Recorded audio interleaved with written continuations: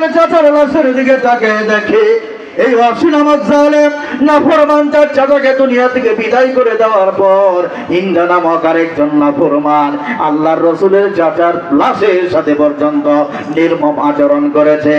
আল্লাহর নবীর চোখের পানি কেন ধরে রাখতে পারে না? চাচার লাশের দিকে তাকিয়ে দেখে চাচার দুইটা কান পর্যন্ত গর্জন করা হয়েছে। এখন দুনিয়া থেকে বিদায়, এই লাশ থেকেও আবার দুইটা কান গর্জন করা হয়েছে।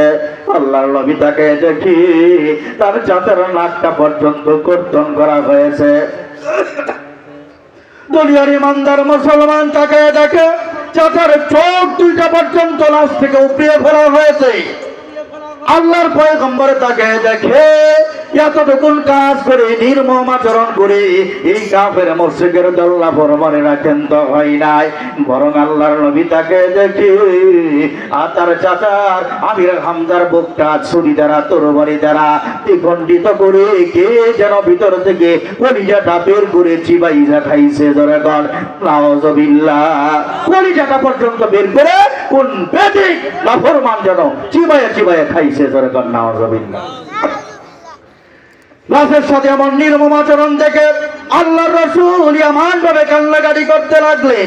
কিরাতের কিতাবের ভিতরে লিপিবদ্ধ করা আল্লাহর রাসূলের কান্না দেখে সাহাবায়ে কেরামও কান্দে, আসমানের পাখিরা পর্যন্ত কান্দে, হাইওয়ান জানোয়াররাও কান্দে, আসমানের ফেরেশতারাও পর্যন্ত কান্দে। রাসূলের কান্না দেখে কেউ আর নীরবে থাকতে পারে নাই। আল্লাহর পয়গম্বর আবেগ ভরা কণ্ঠে কান্নাজড়িত কণ্ঠে আসমানের দিকে হাত উঠাইয়া আসমানের মালিক আল্লাহকে ডাক দিয়ে কয়, আল্লাহ, ও আসমানের মালিক আল্লাহ, তুমি আমার চাচার লাশের দিকে তাকিয়ে দেখো, আমার চাচার সাথে কেবল নির্মম আচরণ করা হয়েছে। ও আল্লাহ, আমার তো বলে চাই আমার চাচার লাশ কেন কোনো জায়গায় আমি দাফন করব না। আমার মনে চাই আমার চাচার লাশ কেন কোনো পাহাড়ের উপরে রেখে আসি। বিভিন্ন দিক থেকে চিলার শকুন রয়েছে, আমার চাচাকে বক্ষণ করে যার যার গন্তব্যে চলে যান। আসরের ময়দানে যখন আপনি আমার চাচা আমির হামজাকে আমির হামজা বলে ডাক দেবেন, ওই সময়ে যেন বিভিন্ন দিক থেকে চিল শকুন রয়েছে, যার যার পেটের ভিতরে রাখা অংশগুলো যেন আপনার চোখের সামনেই জমা দেয়, আর ওই জায়গার ভিতরে যেন দ্বিতীয়বার আমির হামজার অস্তিত্ব হয়। সুবহানাল্লাহ। আমি ওই সময় আল্লাহ তোমার কাছে বলতে পারবো, আল্লাহ, আমার চাচার অবস্থা কেমন করুণ ছিল, ইসলামের জন্য দ্বীনের জন্য আমার চাচা কেমন ত্যাগ স্বীকার করেছিল, দাফন করার কোনো পরিস্থিতি ছিল না। বিভিন্ন পাখির পেটে আমার চাচার লাশ করে এতদিন অবস্থান করেছে। ও আল্লাহ, আমার চাচার জীবনের অন্য কোন আমল যদি পছন্দ নাও করো, ইসলামের জন্য এই করুণ পরিস্থিতিটা, এই করুণ পরিস্থিতিকে কেন্দ্র করে আল্লাহ আমার চাচার গুনাহগুলো মাফ করে দাও। এইভাবে যেন আমি আল্লাহ তোমার কাছে চাচার জন্য আমি নাজাত চাইতে পারি। জোরে কোন আল্লাহু আকবার। মুসলমান ভাইরানি আমার, আবেগের সময় আমরা অনেক সময় অনেক কথাই বলি, যখন ঠিক না ঠিক। অনেকের টাটকা সন্তান যখন দুনিয়া থেকে বিদায় নেয়, মা কান্না থামাইতে পারে না, নিজেকে মানাইতে পারে না। আমার সন্তান 20 বছরের টাকরা যুবক, মাত্র বাইকটা নিয়ে বের হয়েছে, এখন এই গাড়ির তলে গিয়া দুনিয়ার জমিন থেকে বিদায় হয়ে গেছে, ছিন্ন বিচ্ছিন্ন হয়ে গেছে। এলাকার মানুষদেরকে ডাক দিয়ে বলে, আমার কলিজার টুকরা সন্তান রে, তোমরা কবরস্থানে নিও না, আমার সন্তান ওই কবরে থাকতে পারবে না। তোমরা জানো না আমার এই সন্তান আমি ভাত উঠে না দিলে জীবন খাইতে পারত। আমার এই সন্তানকে বিছায় দিলে কোনদিন রাতের বেলায় ঘুমাইতে পারতো না, মশারি না টাঙ্গাইলে আমার সন্তান ঘুমাইতে পারতো না, মাথার চুলগুলা হাতে না দিলে ঘুমাইতে পারে না। এই তোমরা আমার সন্তানকে কবরে দিও না, তোমরা জানো না আমার সন্তান কবরে থাকতে পারবে না, আমার সন্তানকে আমি দাফন করতে দেব না, আমার সন্তানকে আমি কাফন করতে দেব না। এইরকম আবেগ করা কণ্ঠে অনেক মা বাবেরা কান্নাকাটি করে। জোরে কোন ঠিক না বেঠিক? এইটা কিন্তু ভালোবাসার গভীর প্রকাশ, যদিও এই কথার কোনো বাস্তবতা নাই, এই কথা কোনোদিনও মানা সম্ভব না, তারপরও মা বাবার কলিজা বানাই না। জোরে কোন কথা ঠিক না বেঠিক? অনুরূপভাবে আল্লাহর পয়গম্বর তার চাচাকে নিয়ে কান্নাকাটি করেছে, আল্লাহ আমার চাচার লাশ মনে চাই পাহাড়ে রেখে আছি, চাপান করতে মনে চায় না, আমি এইটাকে ইনাজাতের কারণ হিসেবে তুলে ধরব। এমন মহব্বতের চাচা, যেই চাচার জন্য তো কান্নাকাটি করেছে, এই চাচাকে হত্যা করেছিল এই ওয়াসি নামক জালেম। জোরে কোন নাউজুবিল্লাহ। এত বড় দুর্ঘটনা ঘটানোর পরেও আল্লাহর নবী দেখেন কত দয়ার সাগর, মায়ের সাগর, আল্লাহর নবী তারপরেও চায় আমার চাচাকে হত্যা করেছে, আমার কলিজায় আঘাত করেছে, তারপরে আমি যাই ওয়াসি নামক নাফরমান যেন জাহান্নামে না যায়। জোরে কোন কথা ঠিক না বেঠিক? কেমন দয়ার সাগর, কেমন মায়ের সাগর, এমত বড় শত্রু যেন জাহান্নামে না যায়, এই জন্য আল্লাহ নবী ওয়াসিকে দাওয়াত দিয়েছে। ওই সময় ওয়াসি বলেছে, ইয়া রাসূলুল্লাহ, ইয়া হাবিবাল্লাহ, আমি আপনার কথা ভালো লাগে, পছন্দ হয়, আপনার ধর্মটা মানতে মনে চায়, তবে আপনার কাছে প্রশ্ন হলো, আমি আপনার চাচাকে হত্যা করে মহা বড় অপরাধ করেছি, এত বড় অপরাধ আসমানের মালিক আল্লাহ ক্ষমা করবেনি। জোরে কোন সুবহানাল্লাহ। আল্লাহর নবী স্তব্ধ হয়ে গেল। আল্লাহ তাআলা জিবরাইলের মাধ্যমে এই আয়াতটা দিয়ে নাযিল করলো। জিবরাইল আইসা আল্লাহ নবীর কাছে তখন আয়াতটা বর্ণনা করলেন, ইয়া ইবাদিয়াল্লাযীনা আসরাফু আলা আনফুসিহিম লা তাকুনাতু মির রাহমাতিল্লাহ। আল্লাহু আকবার। আয়াতের মাধ্যমে ওয়াসিকে জানায়া যান, আল্লাহ রাব্বুল আলামিন সুসংবাদ পাঠাইছে, তোমরা তোমাদের জীবন যদি গুনাহ করতে করতে বরবাদ করে ফেলো, আল্লাহ বলেছে রহমত থেকে নৈরাশ হয় না, কারণ ইন্নাল্লাহা ইয়াগফিরুয যুনুবা জামিআ। আল্লাহ তাআলা তারপরও তোমাদের জীবনে সমস্ত গুনাহগুলো মাফ করবে। জোরে কোন সুবহানাল্লাহ। হে ওয়াসি, তুমি এত বড় অপরাধ করেছো, তারপরেও আল্লাহ তাআলা সুসংবাদ পাঠাইছে, এখন যদি তুমি তোমার গুনাহ জন্য অনুতপ্ত হও, আল্লাহ তাআলা মাফের ঘোষণা করেছে। জোরে কোন সুবহানাল্লাহ। আমরা এখানে যারা বসা আছি, আমরা তো কম বেশি গুনাহগার, কথা ঠিক না ঠিক? একটা লোক আমরা হাত উঠে বলতে পারবো না, হুজুর আমার জীবনে কোনো গুনাহ নাই। কি আমরা কি বলতে পারবো? সুস্থ মানুষ কি বলতে পারবে হুজুর আমার জীবনে কোনো গুনাহ নাই? এই যে আমরা যে প্রতি রাত্রে মঞ্চে বয়ান করি, আমরা বক্তা সাহেব, মসজিদের ইমাম সাহেব, মাদ্রাসার মুতামিম সাহেব যারা আছে, এরাও কিন্তু হাত উঠে বলতে সাহস নাই যে আমার জীবনে কোনো গুনাহ নাই। জোরে কোন ঠিক না বেঠিক? মুসলমান ভাইরা, আমার সুস্থ মানুষ কোনোদিন বলতে পারবে না আমি জীবনে গুনাহ করি নাই।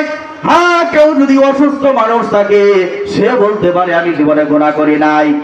কিছুদিন আগে এক অসুস্থ মানুষকে দেখলাম মোবাইলের ভিতরে, এই টাঙ্গাইলের এক অসুস্থ পাগল, সে বলতেছে ওই হুজুর রাজে মরাদাতে কয় আল্লাহ গুনাহ মাফ করো, গুনাহ মাফ করো, সবাই আমিন আমিন বলে, আমি কোনো সময় আমিন বলি না। কেন এমন বলি না? আমি তো গুনাহ করি নাই, আমি কেন আমিন বলবো? যারা গুনাহ করছে ফেরা আমিন বলবো, আমি এই জীবনে কোনোদিন গুনাহ করি নাই।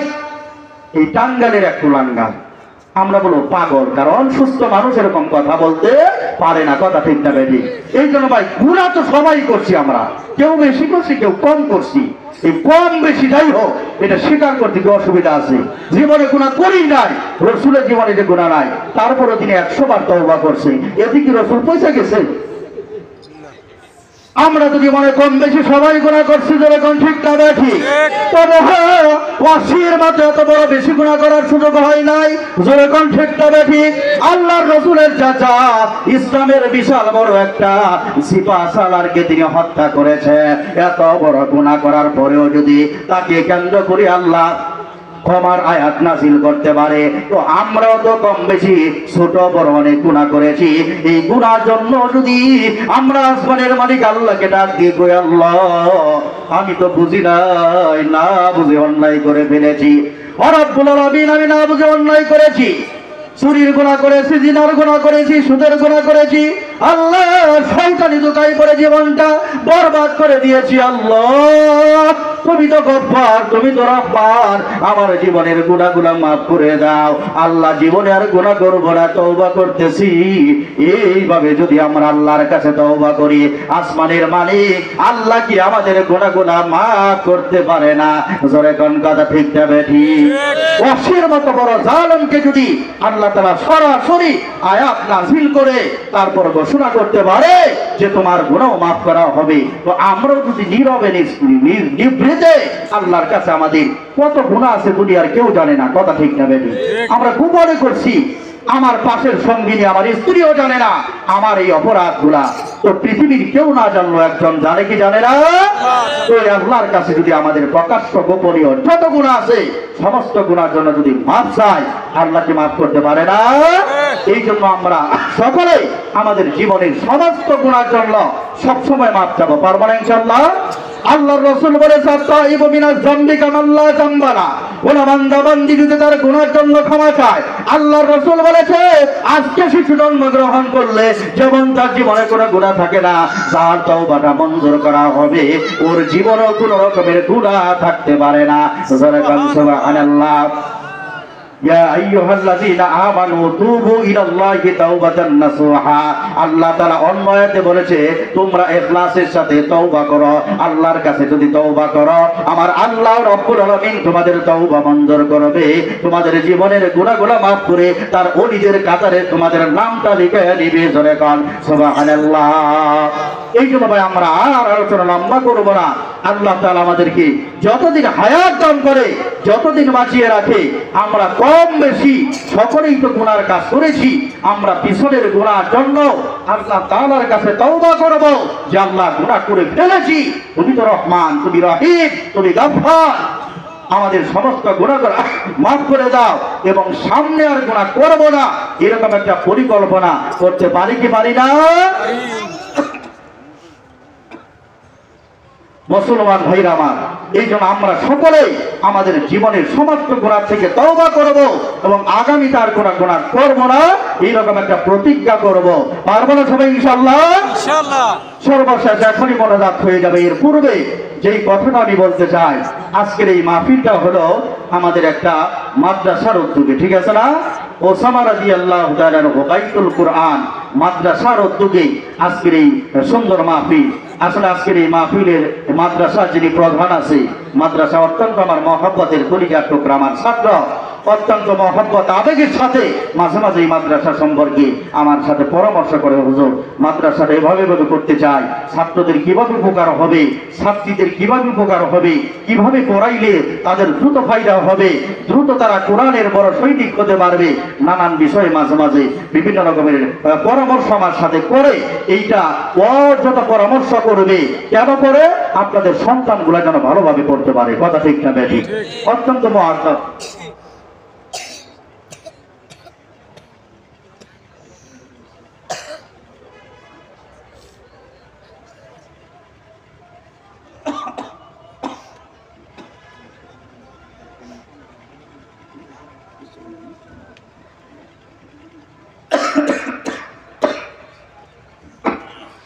এই মাদ্রাসা এখানে করছি, কোন জায়গার ভিতরে মাদ্রাসা হওয়া এটা এলাকার জন্য শুভ লক্ষণ, কথা ঠিক না বেঠিক? ওই এলাকার ভিতরে আসমান থেকে বরকত নাজিল হওয়ার প্রবল সম্ভাবনা। আসলে আজকে যিনি দোয়া পরিচালনা করবেন হযরত আপনাদের পরিচিত, এখনই চলে আসছে, কাছাকাছি চলে আসছে, তো বুজুর্গ মানুষ, তিনি দোয়া পরিচালনা করবেন। তো আস্তে আস্তে আমরা আর অল্প কয়েকটা কথা বলি, আমরা একটু ধৈর্যের পরিচয় দিব। আজকে আখরি মোনাজাত না দিয়ে কেউ যাবো না, পারবো না ইনশাআল্লাহ? সারাদিন করে বস্তায় সরিষা বললাম, এখন সরিষা ভরে মাথায় যদি বস্তা নিয়া রওনা করি, মুঠি না বাইন্দা বাড়িতে যাওয়ার পর কয় কেজি সরষে তার বাড়িতে পৌঁছাবে? রাস্তা দিয়ে পড়তে পড়তে দেখবেন সব সরষে শেষ, সরষে কি বস্তায় থাকবে যদি মুঠি না বাঁধে? এই দোয়াগুলা হইলো এই সমস্ত মজবার মুঠি, আমরা মুঠিটা ভালো করে বাঁধা তারপর বাড়িতে গেলে আজকের এই মজবাটাই আমার জীবনের নাজাতের কারণ হতে পারে। এই জন্য ভাই যেহেতু চলে আসছে পরে হযরত দোয়া করবে, তো আমরা দোয়া না করে কেউ যাব না, আস্তে আস্তে আমরা আর কিছু কথা বলতে থাকি। তো যে এলাকার ভিতরে একটা দিনী মার্কাজ হয়, দিনী প্রতিষ্ঠান হয়, ওই এলাকার জন্য এটা একটা শুভ লক্ষণ, বরকতের বিষয়। কারণ আসমান থেকে আল্লাহ তাআলা যেখানে কোরআন তেলাওয়াত চলে ওই জায়গার ভিতরে সকিনা নাজিল করে। কথা ঠিক না বেঠিক? আল্লাহ তাআলা বরকত নাজিল করে। এই জন্য কোন এলাকায় মাদ্রাসা হওয়া, কোন এলাকায় যে মাহফিল হলো, আজকের এই মাহফিলটা হওয়ার কারণে এই এলাকার জন্য বরকত শুভ লক্ষণ। ঠিক আছে না? গান বাজনা যদি হতো তাহলে ওই জায়গায় ওই এলাকায় একটা আযাব গজবের সম্ভাবনা থাকে। আর ওয়াজ মাহফিল হলে ওয়াজ মাহফিলকে কেন্দ্র করে আল্লাহ তাআলা ওই জায়গার ভিতরে ওই এলাকার ভিতরে আসমানি বরকত দ্বারা পরিপূর্ণ করে দেয়। আজকে গান বাজনা তো আগের দিকে প্রচুর হইতো, এখন গান বাজনা কমছে না আগের চাইতে। এখানে যারা গ্রামের অনেক ভাইরা আছে, যাদের বাড়ি এখনো গ্রামে আছে, গ্রামে যারা ছোটকালে বড় হয়েছেন দেখছে, এরকম শীতের দিন আসলে আগে শুধু গান বাজনা হতো, আছে না? জারি গান, বৈঠকি গান, বিচার গান, হ্যাঁ, কত ধরনের গান বাজনা হইতো। কিন্তু এখন আল্লাহর রহমতে মানুষগুলা কোরআনের দিকে ঝুঁকছে। আমার যুবক ভাইরা কোরআনের দিকে ঝুঁকছে। আসার পরে দেখলাম যুবক ভাইরা খুব মেহনত করতেছে। অথচ এই যুবকেরাই আগে আয়োজন করতো রাস্তার মোড়ে মোড়ে, বাজারে, হাটে, বিভিন্ন ধরনের শীতের মৌসুমে বিভিন্ন গাছের নিচে কত প্রকারের গান বাজনা হতো। ঠিক আছে না? তো গান বাজনার আয়োজন করলে এলাকায় আযাব গজবের সম্ভাবনা। মসজিদ মাদ্রাসা আর ওয়াজ মাহফিলের আয়োজন করলে এলাকায় সুন্দর বরকতের একটা ফায়সালা হয়। এই যত গান বাজনার আয়োজন হবে তা আগের চাইতে অনেকটা কমে গেছে। এখন আল্লাহর রহমতে এখন কোরআন হাদিসের মজমা চলতেছে। গ্রামগঞ্জের মোড়ে মোড়ে যাত্রা গানের আসর হয়, এই যাত্রা গানের কারণেই তো দেশে ক্ষুধার গজব হয়। কথা ঠিক না বেঠিক? গ্রামগঞ্জের মোড়ে মোড়ে যাত্রা গানের আসর হয়, এই যাত্রা গানের কারণেই তো দেশে ক্ষুধার গজব হয়। কবরেতে গেলে বুঝবি, অতই কবরেতে গেলে বুঝবি যাত্রা গানের কি মজা। দিন ইসলামের পথে তোমরা চলো রে সোজা, দিন ইসলামের পথে তোমরা চলো রে সোজা। ঢোল তবলার গান বাজে না, মাথায় লই গুনার বোঝা, দিন ইসলামের পথে তোমরা চলো রে সোজা, দিন ইসলামের পথে তোমরা চলো রে সোজা। মুসলমানের মুখে শুনি রাধা এবং কৃষ্ণের গান, তরুণ যুবকেরই মুখে ও প্রিয়া পাশানির গান। ঠিক না বেঠিক? মুসলমানের মুখে শুনি রাধা এবং কৃষ্ণের গান, তরুণ যুবকেরই মুখে ও প্রিয়া পাশানির গান। আল্লাহর পথে গান গাই না ওরা, আল্লাহর পথে গান গাই না, মাজারে টানে গাজা, দিন ইসলামের পথে তোমরা চলো রে সোজা, দিন ইসলামের পথে তোমরা চলো রে সোজা। ঢোল তবলার গান বাজে না, মাথায় লই গুনার বোঝা, দিন ইসলামের পথে তোমরা চলো রে সোজা, দিন ইসলামের পথে তোমরা চলো রে সোজা। কি সোজা চলা দরকার আছে না? প্রত্যেকদিন নামাজে আমরা বলবি ইহদিনা সিরাতাল মুস্তাকিম, আল্লাহ সিরাতে মুস্তাকিম দান করো, সোজা রাস্তায় চলার তৌফিক দান করো। এই জন্য সোজা রাস্তায় যদি চলতে চান, এইরকম মাদ্রাসা ছাড়া বিকল্প কোনো রাস্তা আমাদের খোলা নাই। ঠিক না বেঠিক?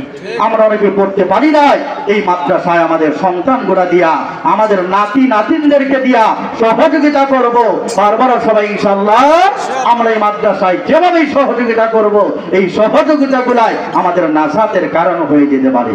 আপনার বাচ্চা আছে, বাচ্চাদের সহযোগিতা করে। আপনার নাতি আছে, নাতির আছে, তাদেরকে দিয়ে সহযোগিতা করে।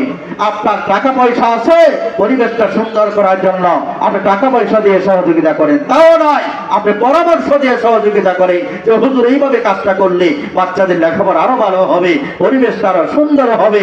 এইরকম পরামর্শ দিয়েও আমরা সহযোগিতা করতে পারি। কথা ঠিক না বেঠিক? মাদ্রাসার ছাত্র ছাত্রীদেরকে যে কোন রকম সহযোগিতা করলো কি যে ফজিলত কি লাভ। মুসলমান ভাইরা আমার, ছোট্ট একটা ওয়াকিয়ার মাধ্যমে বিষয়টা পরিষ্কার করব। দুনিয়ার মুসলমান ভাই, কোরআন এটা আবার বড় একটা ইবাদত। কোরআন তেলাওয়াত আফজালুল ইবাদাতি তিলাওয়াতুল কোরআন। কোরআন শরীফ তিলাওয়াত হলো সর্বোত্তম ইবাদত। খায়রুকুম মান তাআল্লামাল কোরআন ওয়া আল্লামা, যারা কোরআন শিখে এবং শেখায়, আল্লাহ তাআলার কাছে তারা সবচাইতে দামি। দুনিয়ার মুসলমান ভাই, এইরকম কোরআন ওয়ালাদেরকে কোরআনের মাদ্রাসায় যে কোনোভাবে সহযোগিতা করলে কি লাভ হয়? মুসলমান ভাইরা আমার, কিতাবের ভিতরে লিপিবদ্ধ করা এক এলাকার ভিতরে এক আল্লাহর ওলি রাতের বেলায় স্বপ্নে দেখে অমুক এলাকায় অমুক জায়গার ভিতরে আমার একজন বন্ধু, আমার একজন ওলি মৃত্যুবরণ করেছে। অমুক মহিলার ডাস্টবিনে পড়া আছে, যাও যাও যাও ওই জায়গার ভিতর থেকে উঠাইয়া আমার এই ওলিকে, আমার বন্ধুকে কাফন দাফনের ব্যবস্থা করো। যখন সুবহানাল্লাহ, দূর দেশের একজন আল্লাহর ওলি স্বপ্ন থেকে উঠে, ঘুম থেকে উঠে সকালবেলা ওই এলাকার দিকে রওনা করেছে। ওই এলাকার দিকে রওনা করার পর ওই এলাকায় যাওয়ার পরে দেখে মহিলার ডাস্টবিনে ভিতরে একটা লাশ পড়া। তাড়াতাড়ি এলাকার মানুষদেরকে ডাকছে, তাড়াতাড়ি আসো আসো, এই জায়গার ভিতরে লাশটাকে দাফন করতে হবে। এলাকার মানুষ বলে না না না, এমন নাফরমানকে আমরা দাফন কাফন করতে পারবো না, এমন নাফরমানকে আমরা গোসল করাইতে পারবো না। আরে সবার জানাজা, সবার কাফন দাফন সবাই করতে চায় না। জোরেগণ কথা ঠিক না বেঠিক? নাফরমান সারা জীবন গুনার কাজ করেছে, এই রকম ব্যক্তি মারা গেলে কারো কালের ভিতরে যদি সংবাদ যায় আলহামদুলিল্লাহ বলে। জোরেগণ ঠিক না বেঠিক? ওই নাফরমান কুলাঙ্গার যে মারা গেছে, এলাকার মানুষ কিছুটা শান্তিতে থাকতে পারবে। ওরা জানাজায় যাওয়া তো দূরের কথা, বরং তার মৌতের সংবাদ শুনে বলে আলহামদুলিল্লাহ। জোরেগণ কথা ঠিক না বেঠিক? সবার জানা যায়, সবাই কিন্তু অংশগ্রহণ করতে চায় না। আবার অনেকেই জানা যায় অংশগ্রহণ করার জন্য হাজার হাজার টাকা গাড়ি ভাড়া দিয়া তার জানাজায় শরীক হওয়ার জন্য যায়। যেরকম ঠিক না বেঠিক? আল্লামা আহমদ শফী সাহেব চট্টগ্রামে যখন জানাজা হলো হাটাজারি মাদ্রাসায়, আমরা এই দিক থেকে হাজার হাজার গাড়ি ভাড়া করি আমরা সেই চট্টগ্রামকে জানাজায় পড়ছি। যেরকম কথা ঠিক না বেঠিক? আবার পাশের বাড়িতে অনেক সময় অনেকে মারা যায়, মন চাই না তার জানাজায় যাইতে, যাইও না তার জানাজায়। নাফরমানদের জানাজায় সবাই যাইতে চায় না। মুসলমান ভাইরা আমার, এইবার আল্লাহর ওলি বলতেছে লাশটাকে দাফন করতে হবে, তোমরা আসো। এলাকার মানুষ বলে না না, আমরা এই নাফরমানের লাশটা দাফন করবো না। তারপরে আল্লাহর ওলি বলে আরে ভাই, আমি তোর দেশ থেকে আসছি, লোকটা নাফরমান না, তাড়াতাড়ি তোমরা এই লাশটাকে দাফন কাফনের ব্যবস্থা করো। কারণ আল্লাহ তাআলা আমাকে রাতের বেলায় স্বপ্নের মাধ্যমে জানাই দিছে এই লোকটা নাকি আল্লাহ তাআলার বড় ওলি। জোরে কোন আল্লাহু আকবার। এলাকার মানুষ আশ্চর্য হয়ে দাফন কাফন করলো। দাফন কাফন করার পরে আল্লাহর ওলির মনের ভিতরে শুধু এখন জল্পনা জল্পনা। আর এলাকার মানুষ যাকে দাফন পর্যন্ত করতে চাই না, তার জীবনে শুধু নাফরমানি আর নাফরমানি। এমন একটা লোক কেমন করে আল্লাহর ওলি হয় এইটা তোমার মাথার ভিতরে ধরে না। হয়তো তার জীবনের এমন কোন কাজ আল্লাহর কাছে এমন ভাবে পছন্দ হয়েছে, একটা কাজকে কেন্দ্র করে আল্লাহ তারে তার ওলি বানিয়ে দিয়েছে। ধরে সুবহানাল্লাহ। না হয়তো এলাকার সবাই বলতেছে এ নাফরমান, এ আল্লাহর দুশমন, এ জীবনে কোনো নেকের কাজ করে নাই, তো তারপরও আল্লাহ আমাকে কেন বললো এই লোকটা তার ওলি? অবশ্যই তার জীবনে গোপন কোন আমল আছে। যেরকম ঠিক না ঠিক? মুসলমান ভাইরা আমার, এইবার তার বন্ধুদের সাথে আলোচনা করতে লাগলো। মারা যাওয়ার পূর্বের রাত্রে যেই বন্ধুদের সাথে উঠা বসা করেছে তাদের সাথে আলোচনা করলো, ভাই তোমাদের এই বন্ধু কি তোমাদের সাথে কোনো ভালো কাজ করেছে? মুসলমান ভাইরা আমার, বন্ধুরা বলল হুজুর আমি জানি না কোন এলাকার থেকে আসছে, আপনার কথা আমরা অবিশ্বাস করতে পারি না, তবে আমাদের দিল সাক্ষী দেয় আমরা জীবনে তারে কোনো ভালো কাজ করতে দেখি নাই। হঠাৎ করে তার বন্ধুদের মধ্যে থেকে কল্যাণ থেকে একজন লোক চলে গেছে, হুজুর আমি একটা কাজের কথা মনে পড়েছে, আমার মনে হয় এই কাজটা আমার দৃষ্টিতে ভালো কাজ করেছে, এই একটা ভালো কাজ আর আমার কোনো ভালো কাজ তার জীবন থেকে মনে পড়ে না। কি এমন ভালো কাজ করে? গত রাত্রিতে আমরা অমুক দূরদেশ থেকে সফর করে আমরা যখন রাত্রিবেলায় দিক দিয়ে যাইতেছিলাম, হুজুর আসার পথে হঠাৎ করে অমুক এলাকার এক মাদ্রাসার ভিতর থেকে ছাত্র তার কিতাব নিয়ে বের হয়েছে।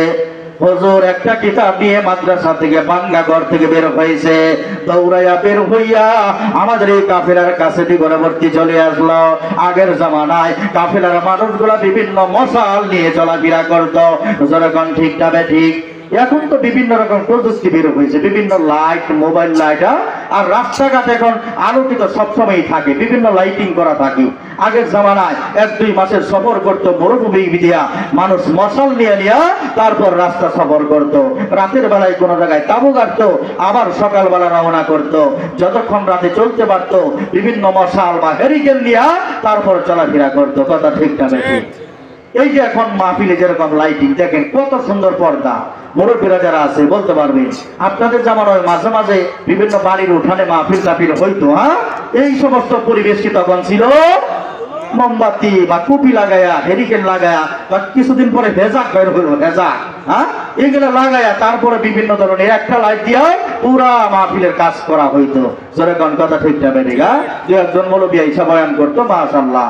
কিন্তু এখন দেখেন কি অবস্থা, কত ধরনের অত্যাধিক প্রযুক্তি, কত লাইটিং, কি সুন্দর তার ডেকোরেশন কাজের অবস্থা দেখেন। বক্সের অভাব নাই, মনিটরের অভাব নাই।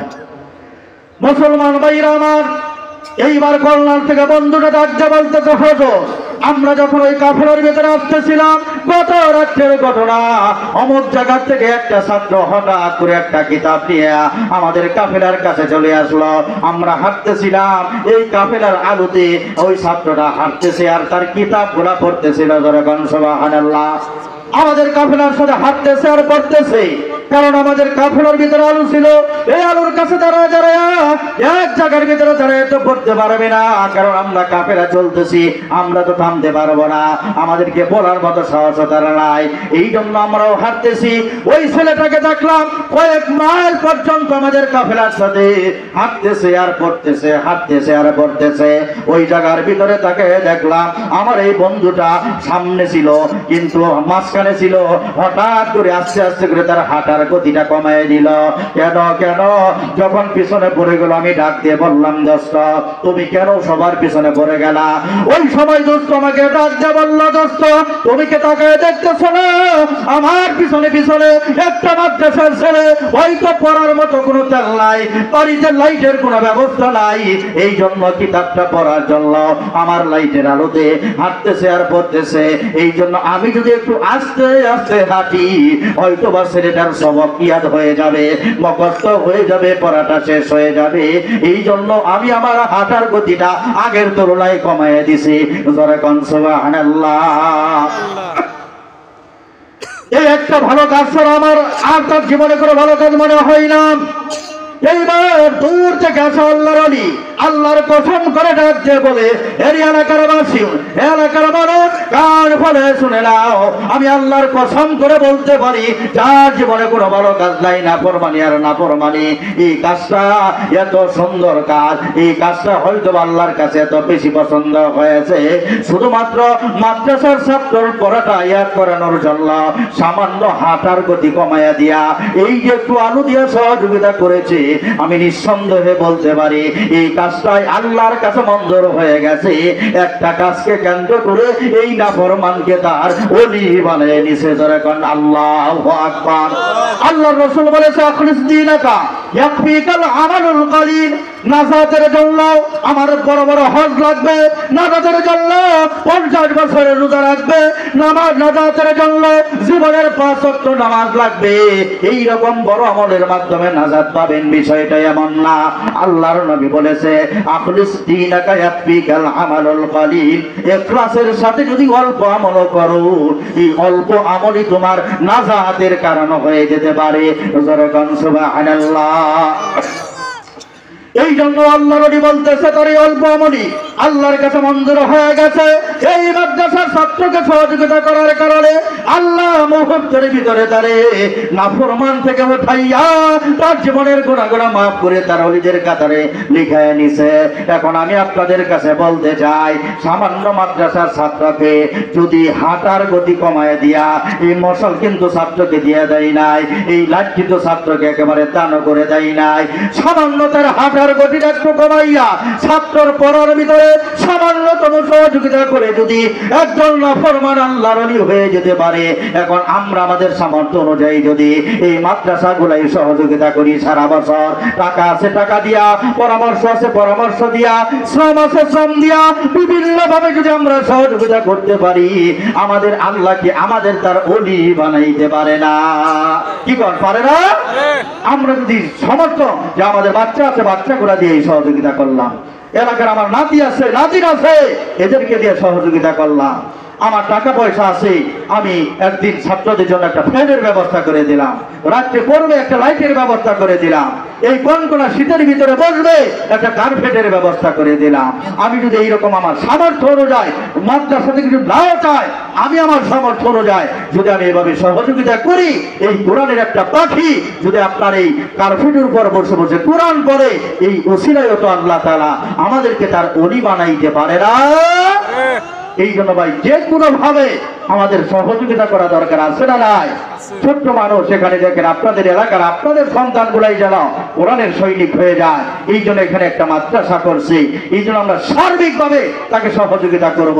এলাকার যেই সমস্ত বিচক্ষণ মাতাব্বর, যেই সমস্ত বিচারকরা আছে, যেই সমস্ত মানুষগুলো এলাকা পরিচালনা করে, আপনাদের কাছে আমি উদাত্ত আহ্বান করব যে আমার এই কলিজার টুকরা সন্তান, আমার এই কলিজার টুকরা ছাত্র শহীদুল ইসলামের পাশে থেকে আপনারা তাকে সার্বিক সহযোগিতা করবে।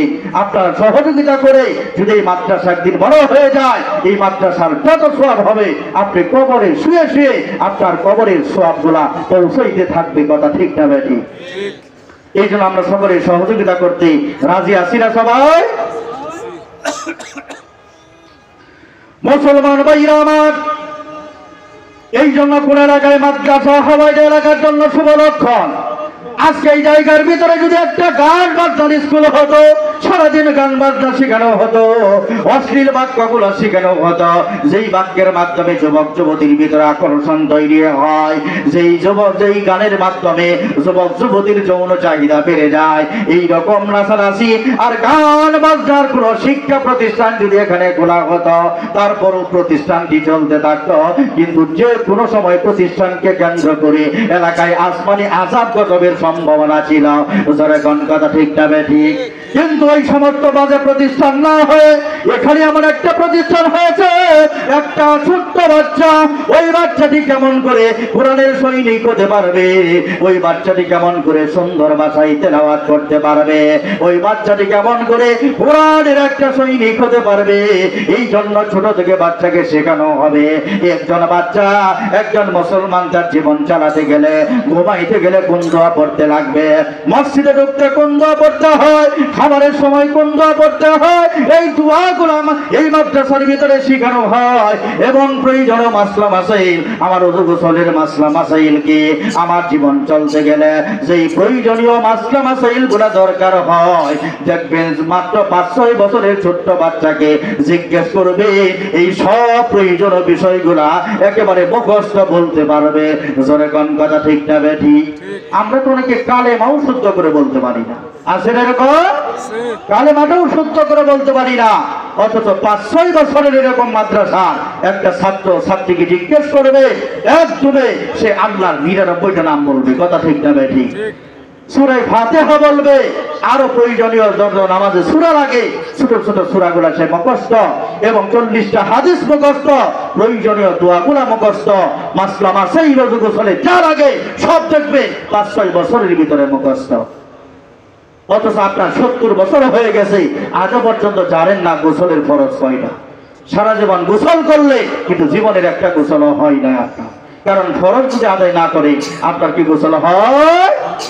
শরীর ভিজানো হইল আর কি, শরীর ঝর্ণা চালু দিলাম, শরীরটা ভিজাইলাম, গরম লাগছে, আসলে আপনি এখনো পবিত্র হতে পারেন নাই, কারণ গোসলের ফরজ আদায় না করলে আপনার গোসলই হয় নাই। ওই অবস্থায় যত নামাজ রোজা করছেন সব বরবাদ।